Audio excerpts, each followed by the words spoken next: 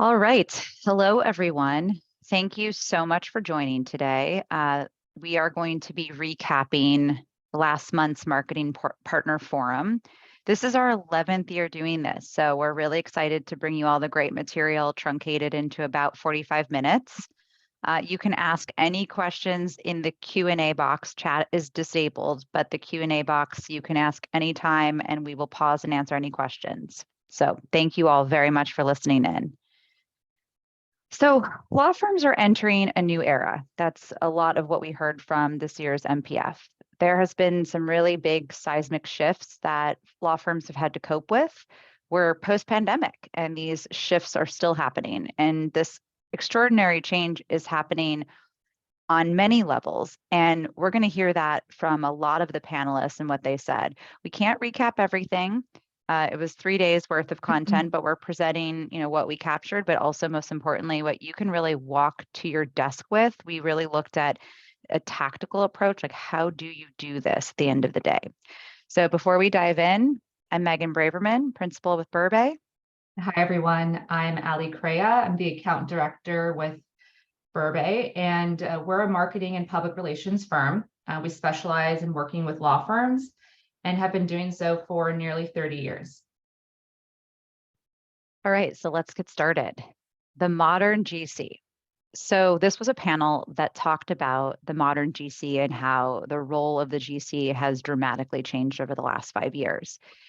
GCs and CEOs are coping with a much more complicated world, both from a technology standpoint, societal, and this has really resulted in CEOs that are pushing a lot more into the GC bucket. So these are some of the things that the GC has now responsibilities for. One is that they're required to have a much more breadth and depth of expertise, even things that are outside of the legal bailiwick. They're expected to run special projects that are not directly related to legal.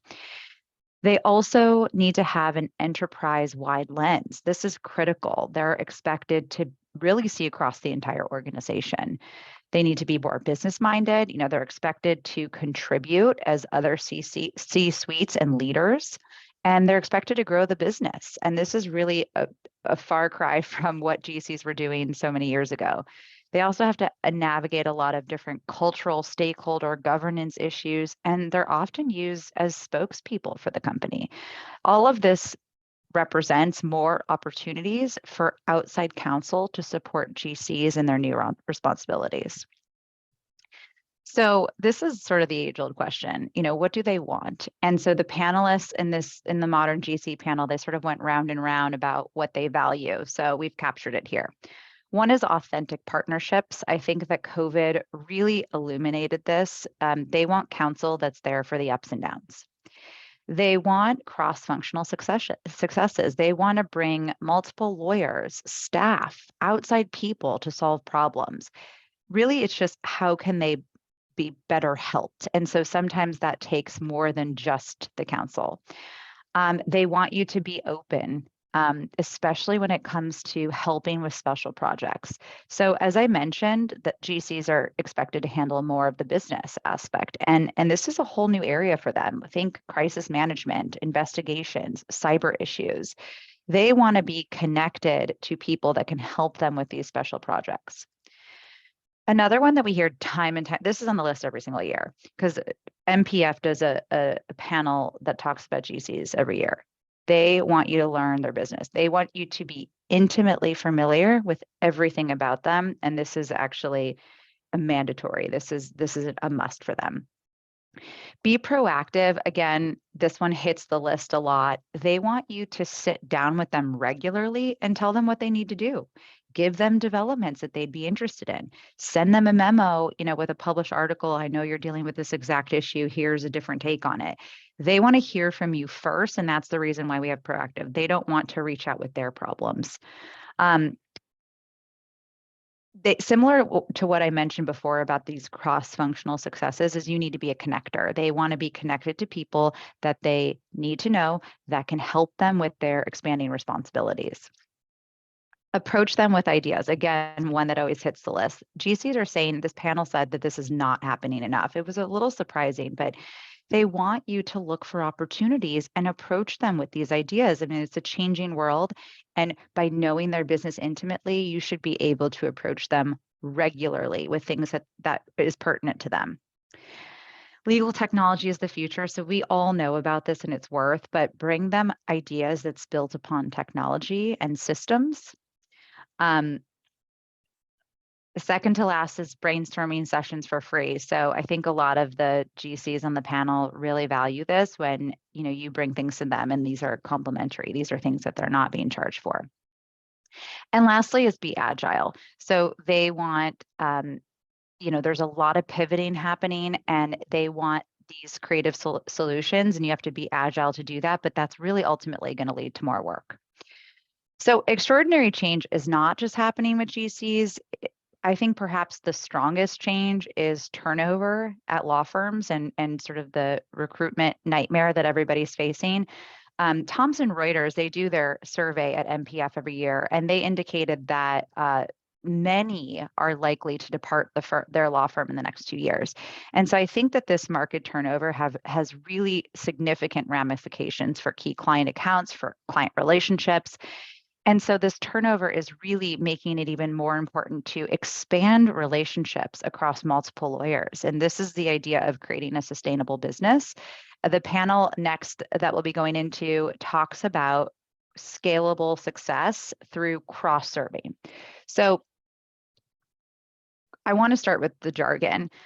For a long time, we use the word cross-sell, and I think everyone knows by now that we've renamed it to cross-serve because cross-selling very much feels like, do you want fries with that? But we didn't just rename it. There's a really big difference, and this is what some of the panelists have pointed out. So cross-selling starts with your firm's wants, and cross-serving starts with your client's priorities. But what's important is looking for the intersection of your client's needs with your firm's capabilities. So this is not just so you want to meet our tax guy. Serving requires a significant amount more of effort. Expanding services with clients, it takes a high level of care. You first have to service the heck out of them. It also requests, you need to really think about the investment for folks to know the client and know the capabilities of the firm. So one of the panelists said that you want to think of a flywheel with clients in the center. And the theory is that you don't want clients to outgrow you. You want it to be hard for clients to outgrow you. And this is where cross-serving comes in. Now, it's not without obstacles. We all know this, right? Ignorance, partners don't understand the low-hanging fruit. There's no such thing as no resistance from partners.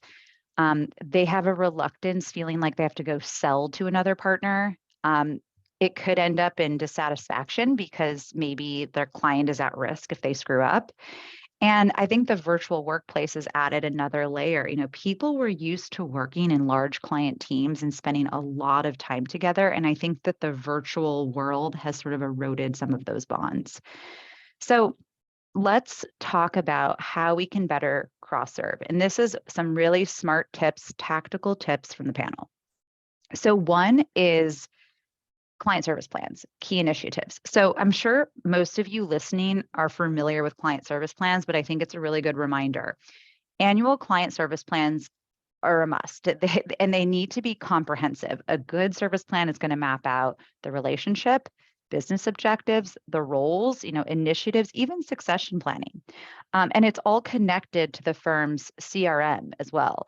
And this, call it exercise, it not only identifies opportunities, but also which clients warrant additional resources. And this is where that intersection I mentioned moments ago, finding the intersection of your client's needs and what you can offer. So you really want to make sure you can start with key clients. You can start small. Not everyone listening is, a large firm that maybe has the resources to do this. So you can start with key clients. You want to make sure that your annual plans also cover how you nudge opportunities forward. And it should be purposeful, like where everyone jumps in, marketing and BD support it. So this was a really good tactic. Next is changing behavior. And I think this is always the hardest one. This is the big challenge because it's like, what happens when your culture isn't set up to cross-serve? One of the panelists said it well, that I think it's really about the message internally. So to digress a little bit, the panel that Reuters puts on, the state of legal marketing, it goes through all sorts of findings that from the Reuters annual survey. And one of the things that they talked about was how 2021 was sort of like Willy Wonka and the chocolate factory for law firms. There was so much capital, there was a lot of spending, things were up. But the Reuters survey said that 2022 is stable, but down. And so the message to your firm, to its attorneys, is like, we're optimistically cautious about the future, but to be successful, we need to think outside the box. And we're talking a lot about creativity and opportunities that MPF just went on and on about.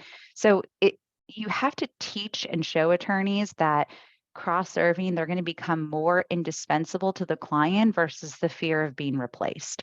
And this you just really have to embed into the culture. One panelist said that new partners at the outset, they explain that their clients will be cross-served. And so after 60, 90 days of them being at the firm, they're like, okay, let's start this cross-serving initiative. Reward people in front of a group when cross-serving happens really successfully. You also have to find out people's love language. If it's money, then you need an origination policy that rewards cross-serving. If it's not money, you certainly have to figure out what that is. Next is client feedback surveys. Again, surveys, this is not a new tool, but the point here is that surveys always come back with work opportunities. One of the panelists said that you're silly if you don't do this, but you also have to be really careful because if you embark on a client survey, you have to implement changes or you risk losing the relationship. And then there was a multitude of other suggestions the panelists mentioned. One approach is that new attorneys should attend other practice group meetings. They can present their practice to the group. This is especially important with laterals. You can also put on practice group presentations by industry where you have to get several partners from different practice groups to co-present. You can also pretend that internal partners are your potential clients, pitch them. Again, cross-serving isn't just, hey, partner, introduce me to your client. Show them market intelligence, show them what you can do, show the partner exactly what you would say to their client.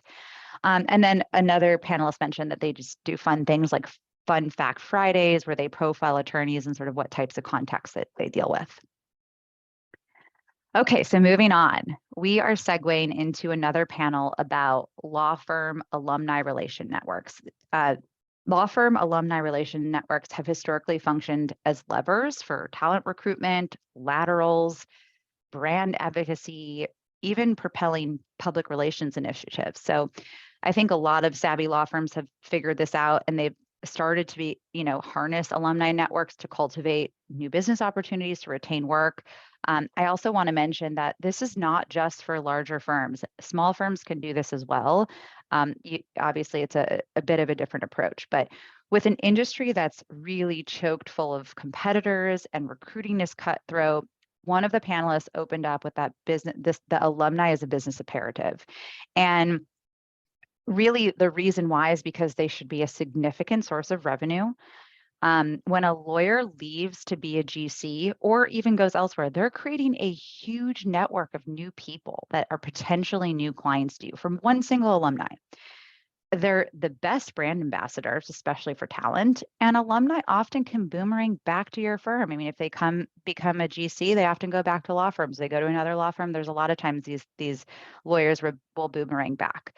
Oric had mentioned some stats that I'll just share really quickly, that 17% of their clients had at least one alumni. A little bit over 30% of their clients had at least one alumni in 3 years. And in their top 30 client groups, 50% of those had at least one alumni. So lots there. Okay, so let's get this set up for everyone so you can understand the significance of this. Everyone knows 6 degrees of Kevin Bacon. This is the concept that any 2 people on Earth can be linked through 6 or less acquaintances. Now, this isn't Kevin Bacon. This is Neil Chatterjee. This is an example that the panelists gave. So this is relationship mapping for those that are not familiar. I'm going to explain this.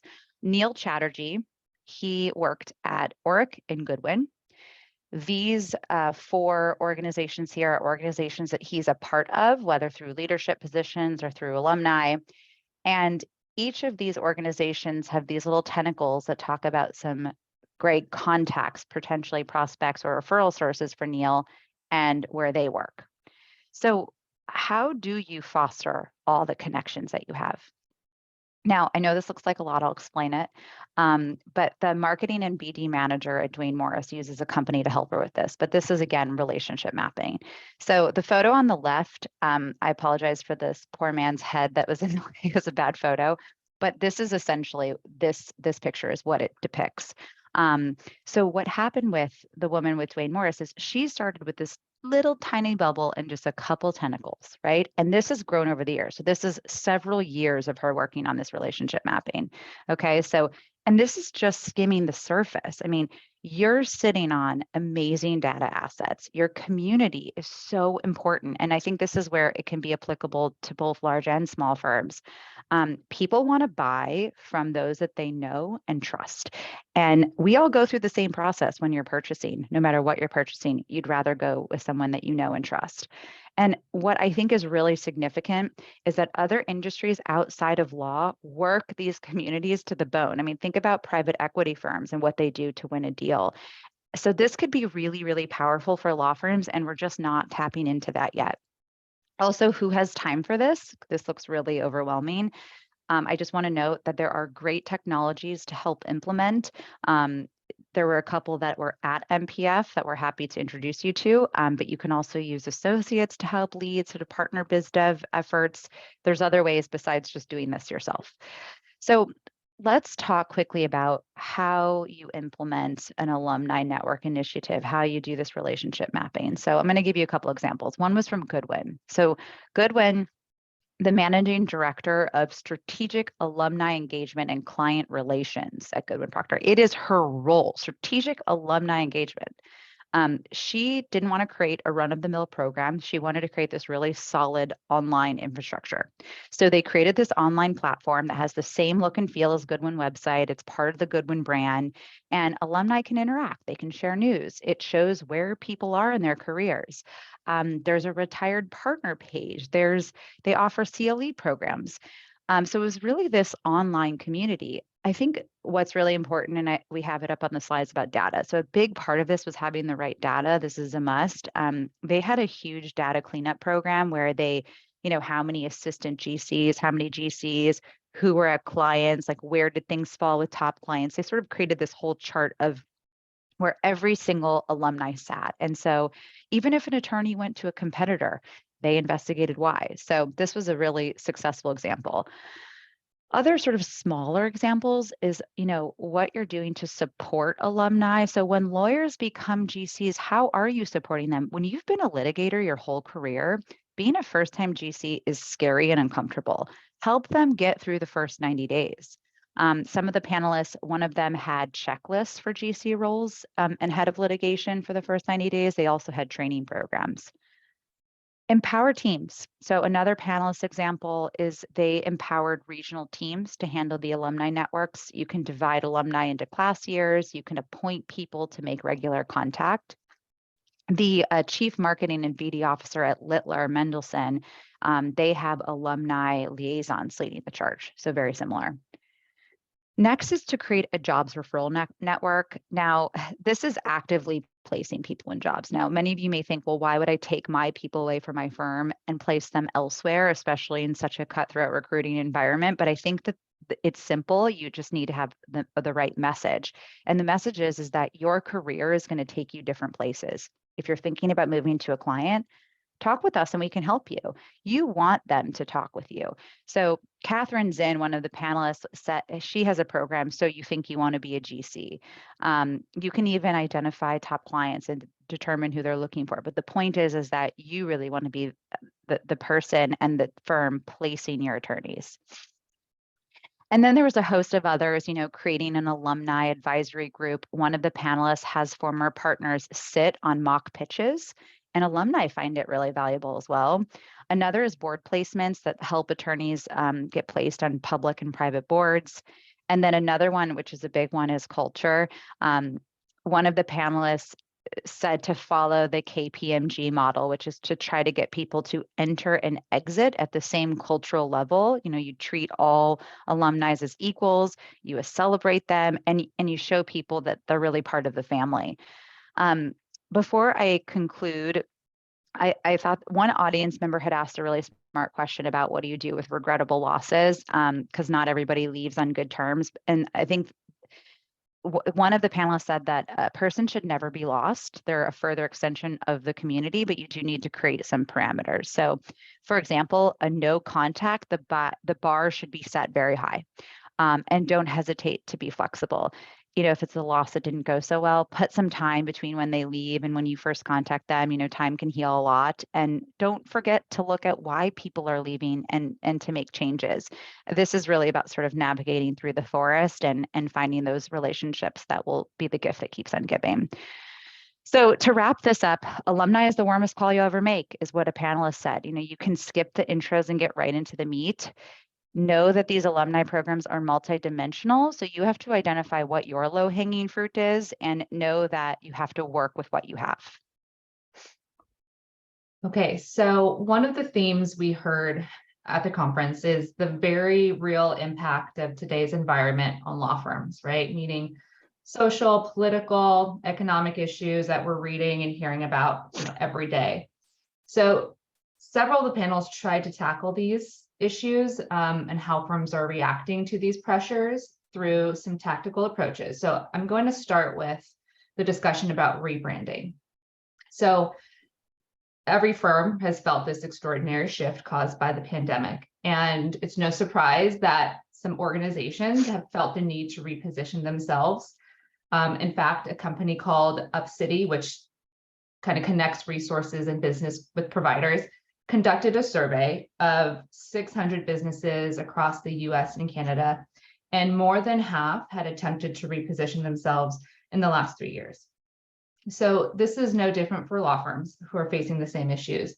And in fact, the pace of change is also picking up in law firms with mergers. We're seeing partner moves, changes in client loyalty. So all of this is contributing to rethinking this very traditional industry. Firms are also seeing shifts in expectations from the next generation of lawyers who have expressed that, you know, they want to align themselves with shared values. And firms are really taking this to heart. So I'm going to share the most valuable takeaways straight from the panelists themselves, many of whom, or actually all of whom, had shepherded a firm through a rebrand. The number one message is that we heard was to be bold. So, you know, when a firm's considering a rebrand or a repositioning, I mean, these are slightly two different things, right? Rebranding is, you know, associated with the looks of a brand, and repositioning deals with what's inside. But whatever the driving force, this is an opportunity to affect change in your organization. So really, you should dig deep, looking beyond a new color palette or just a new website. You should go beyond just redesigning your logo. Being bold means, you know, not doing the same thing as your competitors, and really taking this opportunity to heart and assess your firm identity. You know, what does the firm stand for? What are your values? Do potential clients and recruits see this with how the firm's currently positioned? Which leads to the second bullet, which is extensive research. This is not something that will be done in 30 days. This is a multi-year process. So it's something that can't be taken lightly. And most importantly, this is an opportunity to talk with people on all levels of your organization. That's whether you're physically going to different offices, setting up meetings with key partners and staff. One panelist said she physically traveled to each of the offices to set up meetings with key partners and staff to talk. Or, you know, one firm used a survey to collect information. So whatever the method you use, this feedback that you collect is really the foundation for your rebrand. Number 3 is that you're really going to become a master collaborator. Your role is to steer the ship. You're going to be gathering the information. You're going to be getting buy-in from all the different parties, and you're going to have to ensure that you stay on course. So all of this, plus the fact that a rebrand is an emotional process. So there's going to be many opinions, many naysayers, many disruptors, people who just want to be difficult.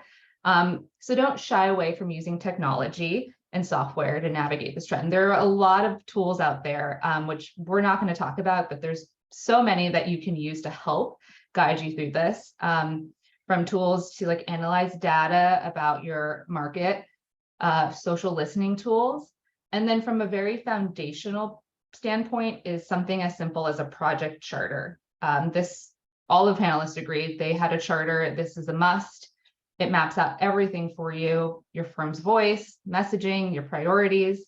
And one tip that they shared was logging each and every question that came along with the way. It seems a little bit, simple, or, why would you log every question? But the biggest thing was that, as time passes, people forget things and people will start not remembering why you did this a certain way, or why did you make this decision? So your charter is going to log all of this information, and it's going to help you keep things running smoothly. The other piece is really understanding your audience and where to focus. So this is really important when it comes to your website. A great way to explain how your website should function is like a multi-purpose knife. It should be thoughtful, and it's specifically designed to meet all of your needs. But we all know that it's just not feasible for a website to be everything to everyone. So how are firms dealing with this? A growing trend that we're seeing is microsites, especially for attorney recruiting. So recruiting, this audience is going to be very, very different. And there's an example from Latham and Watkins, who has a very good microsite. Megan, if you don't mind going to the next slide. So this is narrowly focused on recruiting. As you can see, it's more contemporary. There's design choices here that just speak better to some of the prospective recruits who are kind of, more digitally savvy than the other audience. And the final piece that one of the important pieces is your internal implementation plan.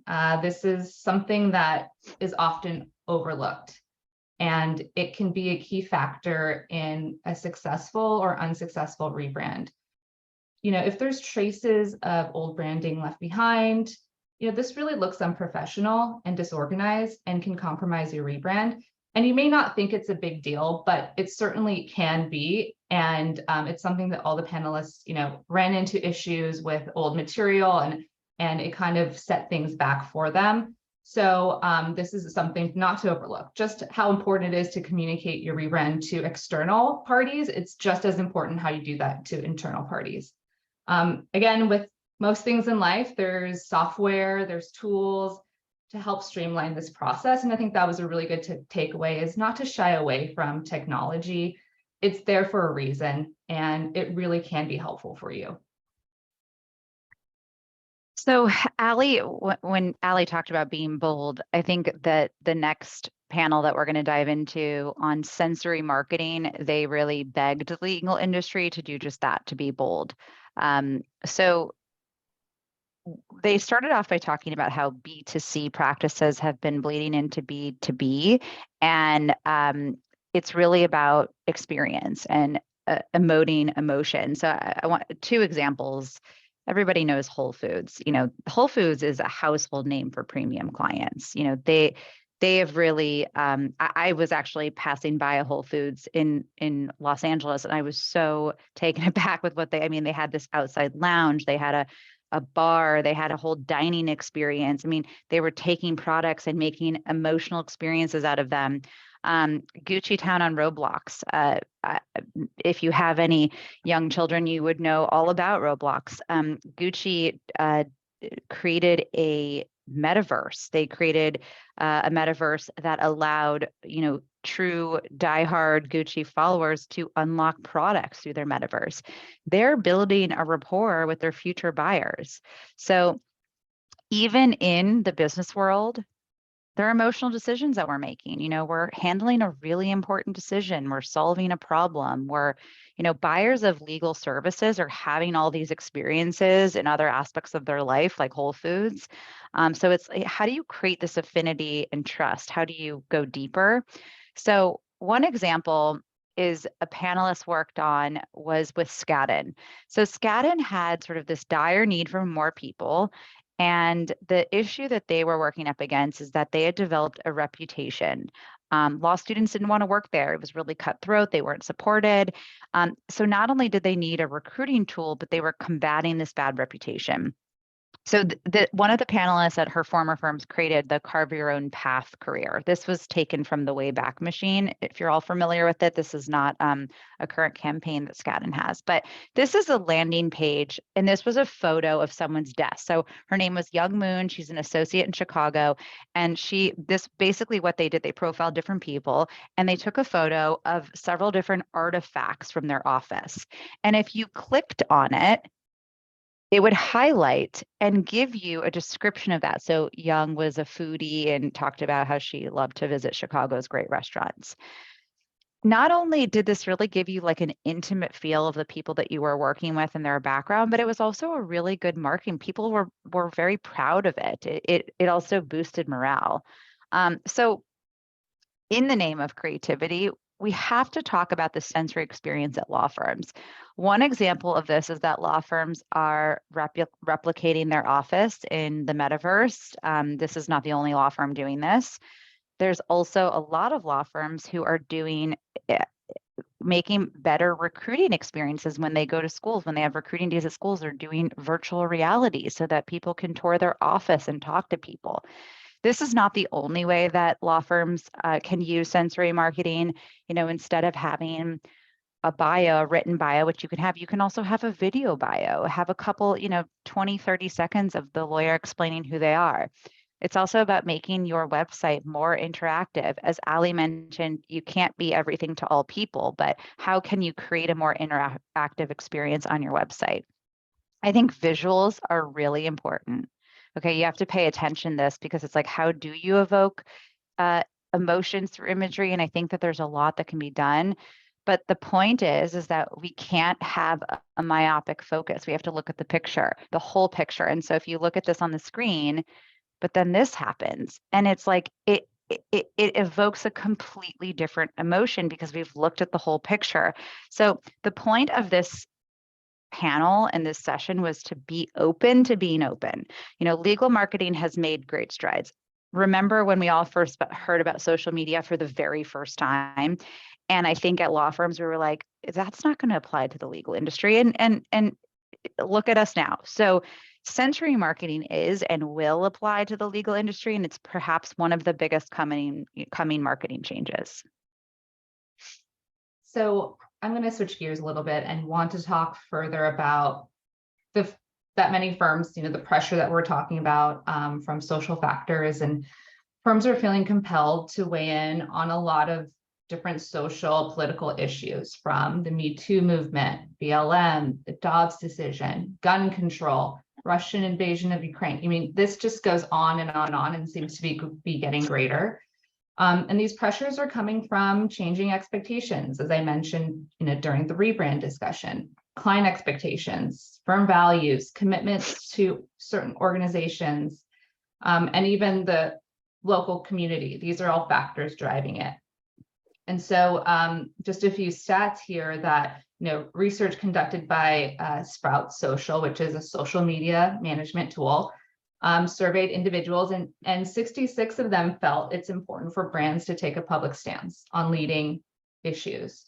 Edelman also did a recent survey of 36,000 people in 28 countries, and found that the majority of employees feel that companies should take a stand, and that businesses are 4 times more likely to gain consumer trust. So the pressure is very, very real. And there's also very real consequences for weighing in on social issues and not weighing in on social issues or political issues, any of these. For example, during the BLM movement and for, during Roe v. Wade being overturned. We saw a lot of companies taking a stance on social media or publicly, putting comments out there. And those who were not were called out as well for being silent. So there's a lot of consequences for either way. But the most important takeaway from one of the panelists on this session is that whether a firm comments publicly or not, it's not how a firm should define its values. And this is a very important piece, right? So you should not be using social political issues as a way to define your values or times of crisis. You should not be using that to demonstrate your values. So that brings up the question, so how are you sharing your values? And I'm gonna share a few examples from some of the panelists from these firms on what they do. This is a tough question, but there's a few ways that they've done this. With Winthrop, the panelists said that they went through a website refresh and to showcase more of who they are. If you go to their website, you can see that this is definitely something they focused on. The same firm also created videos that they show during their onboarding process and really during any opportunity that they can find. The firm Norton Rose Fulbright, the panelists said that they created an Instagram to show their culture. Now, this doesn't mean you need to create an Instagram, but that's just what worked for them. Kroll and Mooring, they emphasize that the leadership really led the conversation. The panelists shared some letters from the CEO on some very significant events, including George Floyd and the January 6th insurrection. And then finally, the panelists from Porter Hedges shared that their firm does town halls to allow for an opportunity to talk about these issues. But this brings me to the crux of the conversation is determining whether to comment or not. There is a way to have a more defined process to determine this. It really requires thoughtful consideration. It's not black and white for many firms out there who have clients on both sides of the aisle and can't really share openly. And there's also a lot that goes into it. And there's a lot of things that are behind the scenes for firms. I'm just going to share a couple more examples. Is that one of the panelists, they have an office in Texas. And so they have to consider very, very strongly whether they make any statements around gun laws, gun control, really for the well-being of their employees. Another panelist, they had an office in Moscow, and so chose not to make any statements on the invasion just because there was a lot of moving parts in the background. They were working hard to get their employees out, and making a statement would, put people in jeopardy. So these are all, critical components to deciding. But that aside, there is more tactical approaches to consider. And as a PR firm, we've advised clients on crisis communication, and a very important piece is a well-drafted media policy. So if your firm's saying what media policy, that's a problem, and you should probably address that sooner rather than later.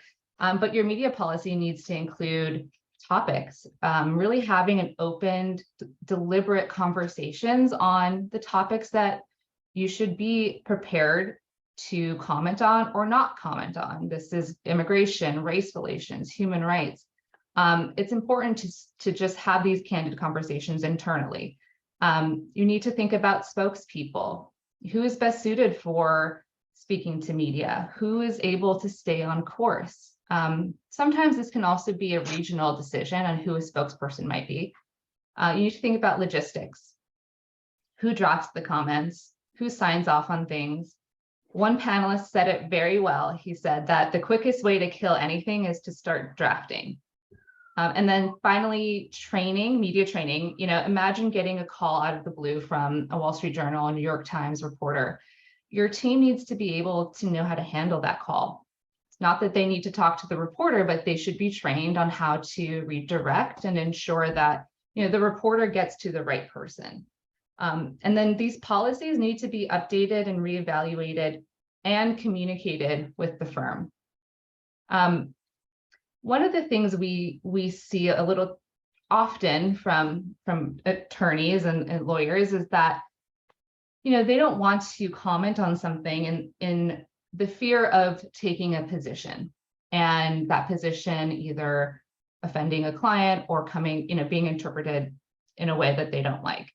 But we think that this sometimes can be a little short-sighted. There's an opportunity to share a legal perspective. Lawyers have that ability to explain the law and how it impacts your clients. Your clients want to know this. So sometimes fear can lead to missed opportunities. But the bottom line here is that you really should get ahead of this. We're living in a day and age where companies are expected to speak out, but you just being prepared is, and don't think that your firm doesn't have to worry about this.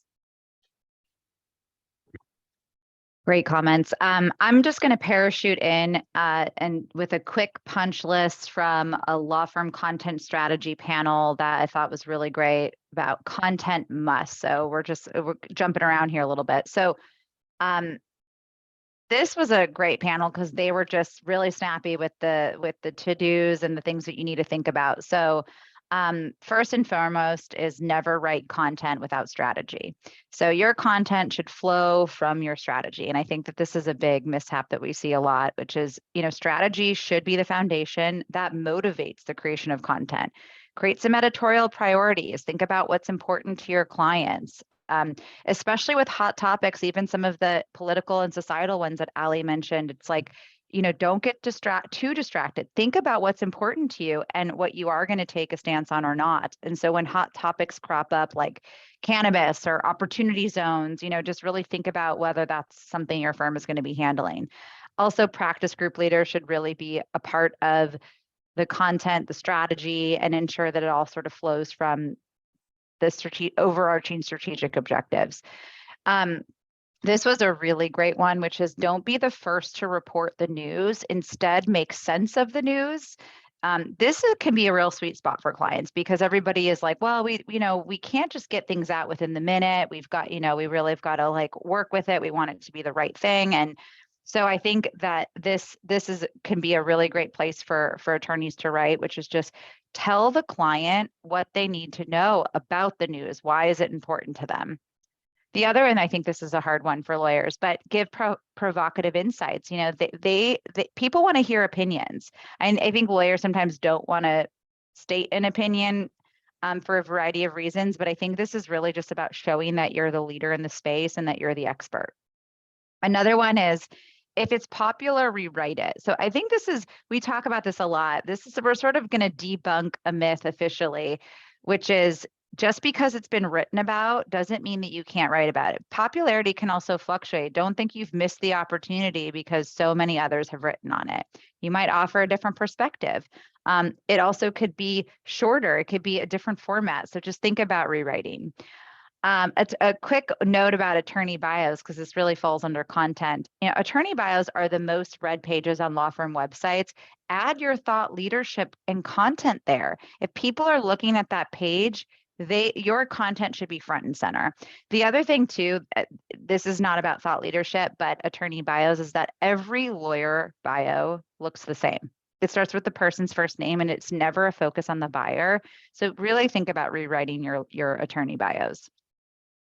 Bring up topics at parties. So this is a great one because, you can not only find out what topics are interesting to people, but you can remember what questions people had on it. So if you're telling them a little bit about your thought leadership piece or a topic you're working on, some interesting questions may come up from it.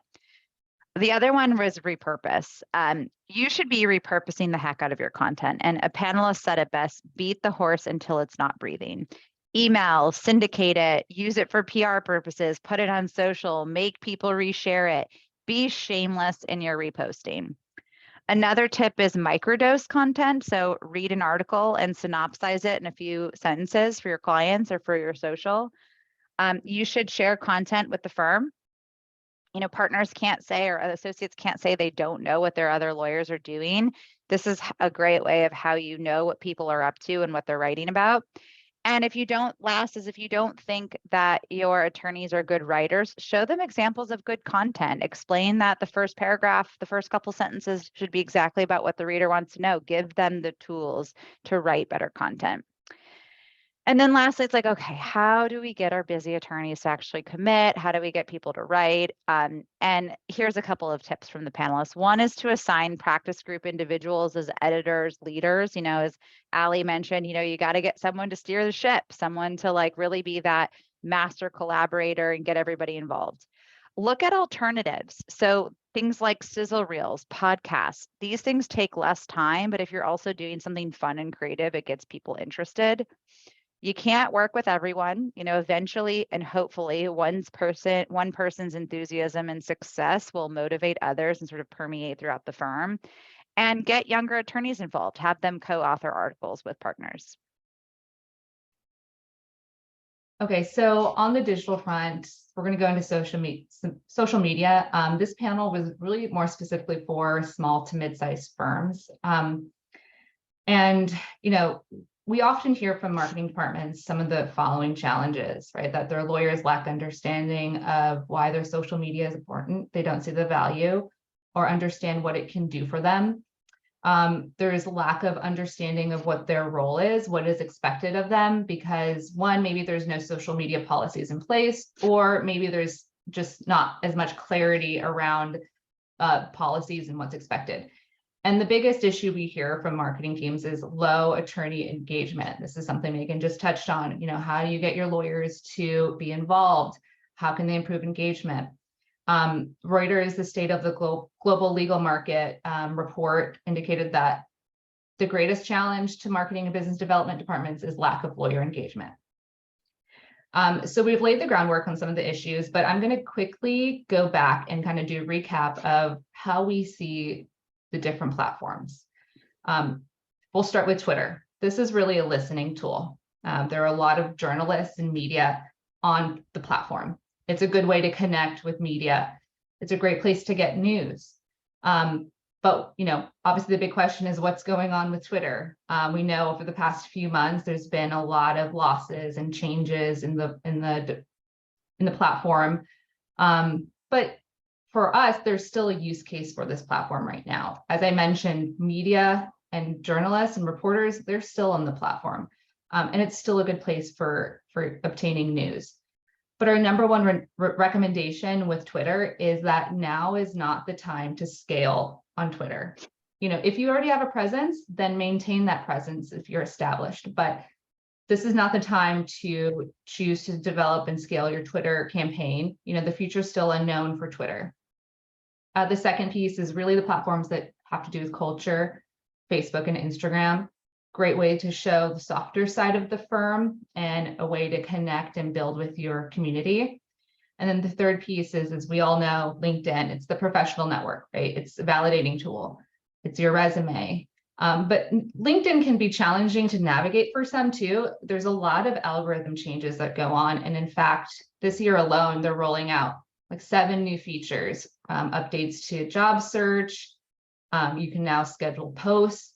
So we're not going to get into these algorithm changes, but if you have questions, we're always here to talk to you outside of this webinar. So going back to empowering your lawyers to engage in social media. So I'm going to start what I mean by engagement. That can be anything along the lines of reposting firm content, commenting or liking posts, sharing news, whether that's successes, timely topics, or just things that they find interesting. You as a firm need to set the standard of what these expectations are and lead by example. We've all heard the saying, like, you can't be what you can't see. So that's of course, if in a perfect world, if we all led by example and everyone followed along, but we know that that doesn't always work. So ensuring your social media policies are comprehensive is another important piece, right?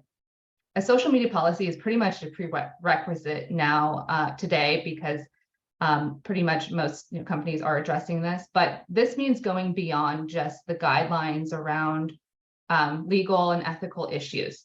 Your social media policies need to uphold your firm's marketing and public relations efforts as well. This is a way to amplify your PR message. Just because you were quoted in an article doesn't mean anyone read it. So social media is a great tool to extend the shelf life of that placement.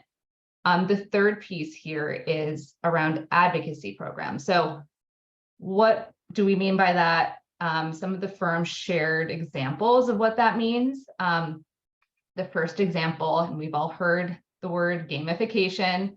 I'm sure all of your eyes just roll to the back of your heads, but for some, this has worked. LinkedIn, for example, has something called the Social Selling Index.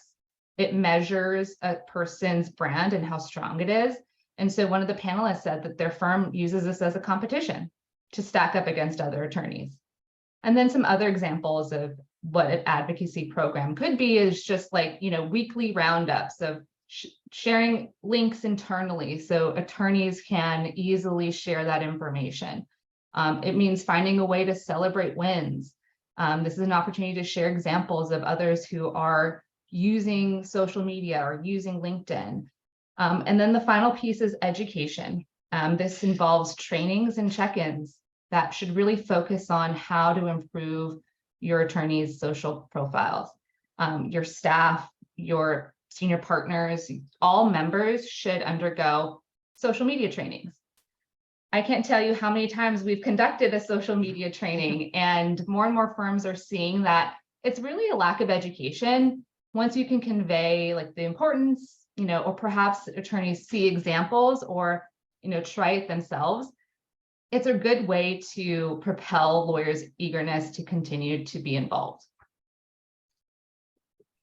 Okay, so we're going to shift gears here, and we're going into everyone's favorite topic, return to work. So this is also something that I can't tell you how many times I heard at the conference from attendees, panelists, that they're sick of hearing about return to work.